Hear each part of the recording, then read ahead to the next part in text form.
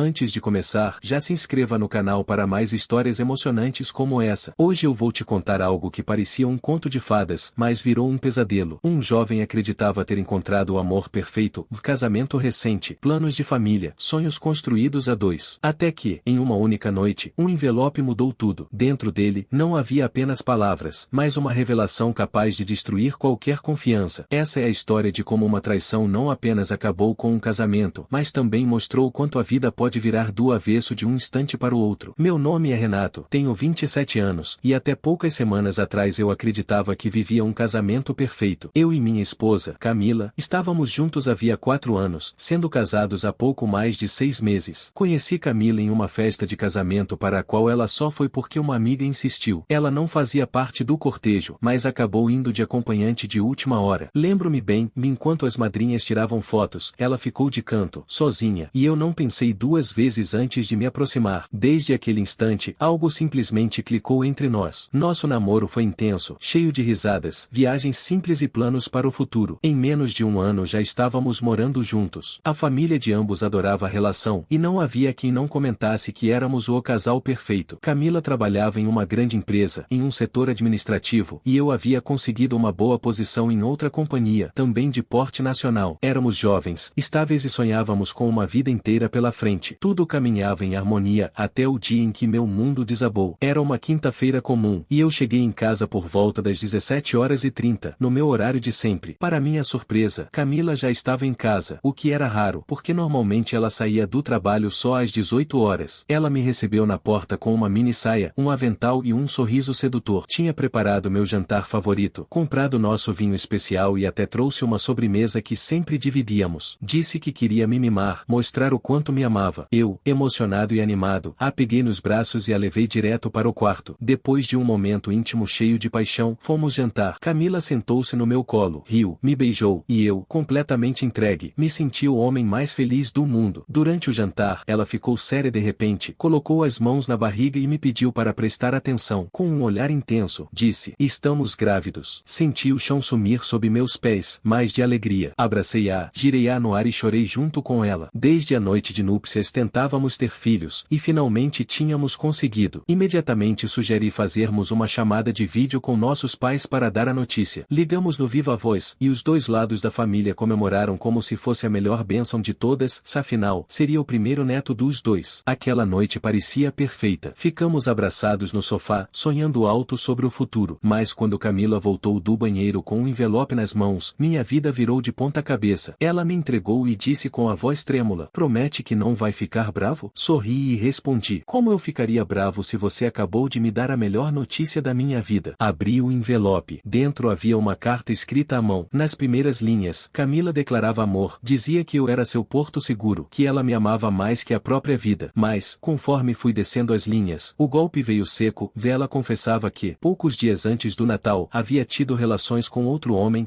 2 vezes, em 2 dias consecutivos. Lembro-me de ter ficado paralisado, lendo e relendo para acreditar. Perguntei a ela se era sério, e ela, chorando, confirmou. Pediu desculpas, disse que tinha sido o maior erro da vida, que faria de tudo para me compensar. Perguntei quem era o homem, e ela se recusou a responder. Só repetia que eu não importava mais, que estava acabado, que nunca mais aconteceria. Mas aquilo para mim importava. Importava cada detalhe. Eu estava destruído. Sem dizer mais nada, levantei e comecei a arrumar minhas coisas. Ela correu atrás de mim, soluçando, segurando minha perna, implorando para que eu não a deixasse. Mas eu não conseguia. A traição era a linha final para mim. Saí de casa, dirigi por quase 30 quilômetros até um hotel e liguei para meu irmão, André, que ficou em choque com a história. Ele me disse uma frase que ecoa até hoje: "Cara, não tem volta disso." Naquele momento, minha mente era um turbilhão. Eu ainda não sabia se conseguia ou queria perdoar, mas dentro de mim algo já tinha quebrado para sempre. O saguão do hotel tinha aquele cheiro neutro de carpete limpo, ar-condicionado um pouco frio demais e um piano tocando algo que eu não reconheci. Falei meu nome, mostrei o documento, passei o cartão e subi com uma mochila e um nó na garganta. No espelho do elevador, eu não me reconheci. Bolheiras, o olhar perdido de quem ainda tenta acordar de um pesadelo. No quarto, joguei a mochila no canto, liguei a luz amarela do abajur e sentei na borda da cama. Minutos viraram meia hora. O celular vibrava na mesa de cabeceira como um grilo insistente. Eu sabia quem era. Não atendi. Quando respirei fundo o bastante para alinhar 2 frases, liguei para o André. Ele atendeu na primeira chamada. Voz tensa. Fala comigo, irmão. Onde você está? Num hotel. Eu saí de casa. Silêncio. Ouvi só a respiração dele e, ao fundo, a TV baixa. Aconteceu alguma coisa com a Camila? Aconteceu com a gente, respondi, e as palavras vieram como um desabafo que eu não sabia mais segurar. Contei do jantar preparado, do vinho, da alegria, da videochamada com os pais, da carta. Falei do envelope, das linhas tortas de caneta azul.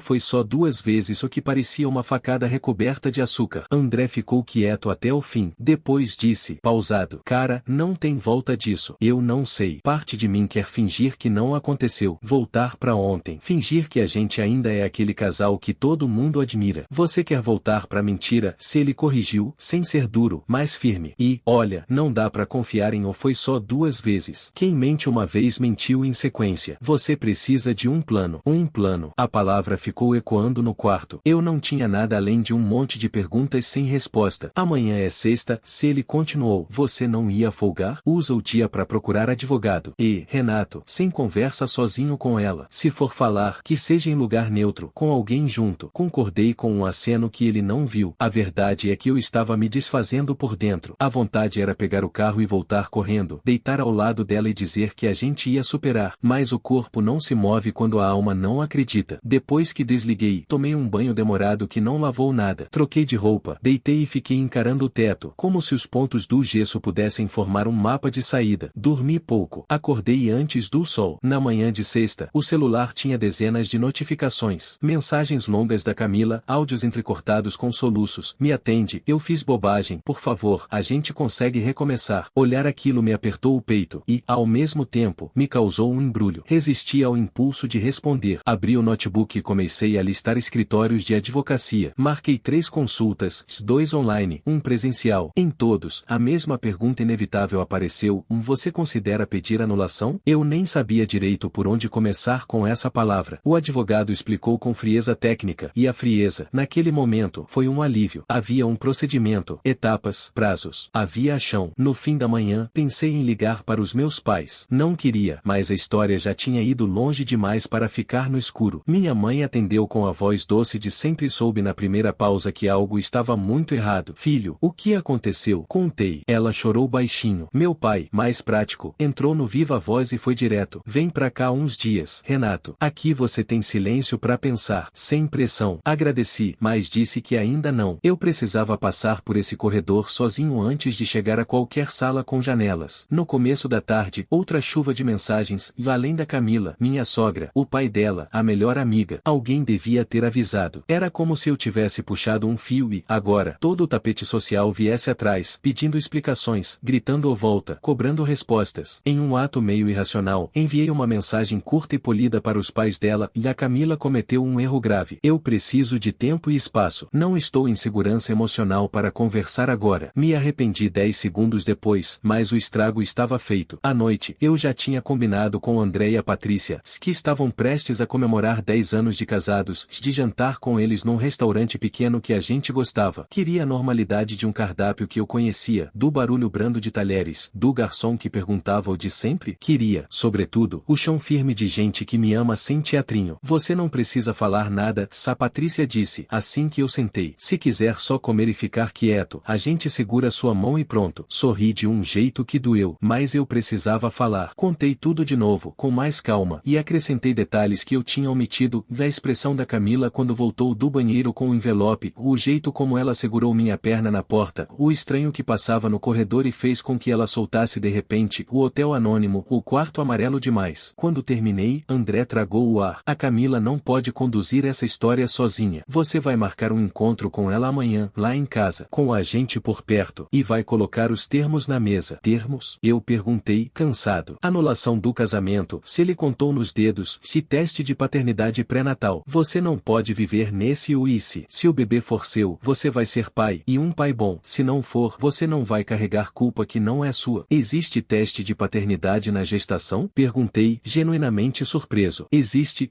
disse a Patrícia, que é o tipo de pessoa que sabe essas coisas. Hoje tem exame de DNA não invasivo, feito com sangue. Procura uma clínica boa. A gente ajuda a agendar. Eu fiquei olhando para o guardanapo como se ele pudesse me dar coragem. Se for meu, eu fico. Se não for, eu vou embora. Mas não era simples assim. Não era só DNA. Era confiança, era respeito, era a base inteira da vida balançando. No meio da refeição, o celular vibrou de novo. A Camila também tinha ligado para o André e para minha mãe 2 vezes cada. Estava frenética, rondando casas, batendo em portas, ligando, mandando áudios. A Patrícia suspirou, mexendo o gelo no copo. Isso não é amor, Renato. É desespero por controle. Quem ama acolhe, pede perdão e dá espaço. Eu queria discutir, dizer que as pessoas erram, que às vezes o susto faz a gente se agarrar ao conhecido. Mas eu sabia que ela tinha razão, o amor não precisa sufocar para existir. Antes de ir embora, peguei o celular e escrevi para Camila, amanhã, 10 horas, na casa do André. Eu falo com você, não no nosso apartamento. Preciso que tenha mais pessoas por perto. Ela respondeu em segundos, e no nosso lar, Renato, por favor. Teimei, de na casa do André. Ela mandou só um ok, e um coração partido que me atravessou como se fosse real. Passei a noite de sexta sem dormir direito de novo. É curioso como a mente, quando tem decisões duras à frente, começa a montar cenários imaginários. Eu via a Camila chegando, me abraçando, prometendo mundos, ou me via resistindo, voltando, me traindo, ou me via frio demais, cruel, ou me via justo demais, incapaz de ceder 1 milímetro. Em todos, eu terminava exausto. No sábado, às 10 horas, ela chegou. A Patrícia ficou na cozinha, fazendo café. O André ficou na sala ao lado, fingindo ler, mas ouvindo tudo. Eu fiquei de pé, como quem quer se impedir de deitar numa conversa mole. A Camila entrou, os olhos inchados, o rosto sem maquiagem, um moletom velho que eu reconheci. A primeira reação dela foi dar um passo para me abraçar. Dei um passo atrás. Renato, por favor, vamos direto, se eu disse, e minha voz saiu mais firme do que eu esperava. Nosso casamento acabou. Eu vou pedir anulação. Além disso, eu quero um teste de paternidade. Se o bebê for meu, eu vou ser pai. Vou estar presente de todas as formas. Mas nosso casamento acabou. Se o bebê não for meu, eu não vou ter papel nenhum nisso. Ela desabou. Os joelhos pareceram perder força como se alguém tivesse desligado um interruptor. A Patrícia correu com um copo d'água. O André se aproximou um passo, pronto para intervir se fosse preciso. A Camila sentou e chorou, não aquele choro alto de novela, mas um choro miúdo, de quem sabe que a represa arrebentou de vez. Eu sei que é seu, Renato, se ela disse, entre soluços. Pela data, pelo que a gente conversou. Eu errei, eu sou uma idiota, mas é seu, eu juro. Então não vai ser problema fazer o teste, respondi, sem levantar a voz. A gente agenda hoje. Eu cubro os custos. Ela assentiu, esfregando as mãos no moletom como quem quer apagar o próprio arrependimento. Respirou fundo, tentou me encarar. Eu contei porque eu não aguentei a culpa. Eu não queria que você descobrisse de outro jeito. Eu ia falar cedo ou tarde. Você me deu um jantar, fez vídeo com nossos pais e me entregou uma carta depois, falei, e senti o gosto azedo voltar à boca. Não é confissão, Camila. É crueldade. Ela chorou mais, repetiu o desculpa como um mantra. Eu quis colocar a mão no ombro dela, dizer o vai passar. Mas não é assim que dor adulta funciona. Ela não passa porque alguém diz que vai passar. Ela passa quando a gente paga o preço de encarar o que é. A conversa durou mais de 1 hora. Eu disse que, a partir dali, qualquer contato seria preferencialmente por escrito. Disse que eu me mudaria definitivamente nos próximos dias, que pegaria minhas coisas com hora marcada, para não transformar a casa em campo de guerra. Ela quis falar de terapia de casal. Eu disse que não havia mais casal. Quis falar da nossa história, das viagens, dos domingos preguiçosos, das fotos na parede da sala. Eu respondi que lembranças não sustentam futuro. No fim, a Camila levantou devagar, olhou em volta como quem se despede de um cenário, e foi embora. Quando a porta fechou, o André apareceu no batente, braços cruzados. Você foi corajoso. Não confunde coragem com frieza. Sentei e senti, pela primeira vez em dias, 1 centímetro de ar novo entrando no peito. A Patrícia colocou uma caneca de café na minha frente e uma mão no meu ombro. Hoje você fez o que precisava ser feito, se ela disse. O resto a gente resolve passo a passo. Eu, por outro lado, já tinha entendido a lição. Passei meses refletindo sobre confiança, sobre como a vida pode mudar em uma única noite, sobre como às vezes precisamos abandonar até aquilo que amamos para salvar a nós mesmos. Percebi que a traição não estava apenas no ato físico, mas no engano, na manipulação, nas camadas de mentira que se empilharam até sufocar qualquer esperança de reconstrução. Quando olho para trás, lembro do jantar preparado, da carta, do choro dela no chão, das ligações de madrugada. Tudo parece cena de uma história que não me pertence mais. Hoje, não sinto ódio, nem desejo de vingança. Sinto apenas distância. A vida segue, e eu sigo com ela. Aprendi, com dor, que confiança é como vidro, uma vez quebrado, você pode até colar os pedaços, mas nunca mais será inteiro. Essa é a minha história. Talvez sirva de alerta para outros. Talvez sirva de consolo para quem já passou por algo parecido. Para para mim, serve como marca, uma lembrança de que, por mais bonito que algo pareça na superfície, o que sustenta um relacionamento está sempre debaixo dela. E quando essa base se rompe, o melhor que podemos fazer é ter coragem de deixar afundar. Essa foi a minha história, marcada por amor, dor e superação. Talvez você já tenha passado por algo parecido, ou conheça alguém que já viveu uma decepção tão grande. O importante é lembrar que, mesmo quando tudo parece perdido, existe um caminho de libertação e recomeço. Se essa história tocou você de alguma forma, deixe seu comentário aqui embaixo, compartilhe com quem precisa ouvir e, claro, se inscreva no canal para mais histórias intensas e cheias de emoção. Até a próxima!